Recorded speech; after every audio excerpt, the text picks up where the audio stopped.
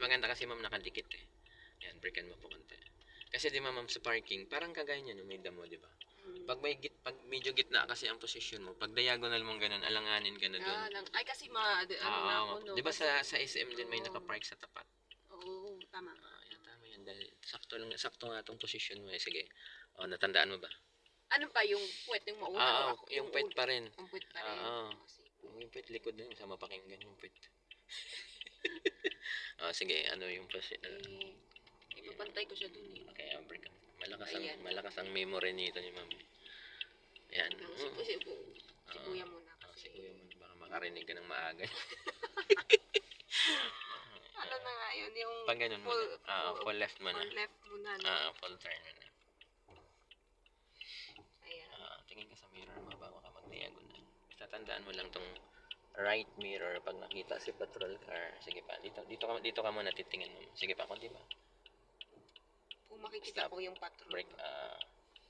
Kasi kung naka-park ng maayos ma'am, dapat gulong niya sa likod at harap. Reverse ka na. Huwag mo nang distrahin yung sarili mo sa kanya. Yung ano. Sige lang yan. Full turn ka sa right. Hihintayin ka naman. Alam nga naman sandok yung ganyan. Sige, atras. Yan. Tingin na. Basta hintay mong lumabas yun. Full turn mo ka ma'am. Dagdagan mo yung turn mo. Yan. Sige. Na-distract kay backhoe eh. Basta makita mo ng buo ma'am si petrol car. Yan. Kita na. Balik mo ng dalawa. 1. Isa pa. Tama na yan. Okay, atras. Kumusta yung kanal? Ayan, break ka mo konti.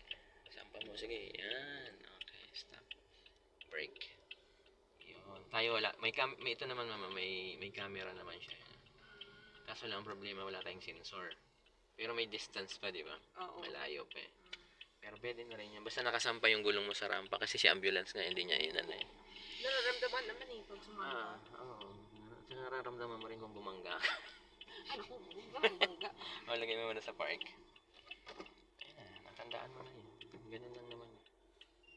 Practice lang.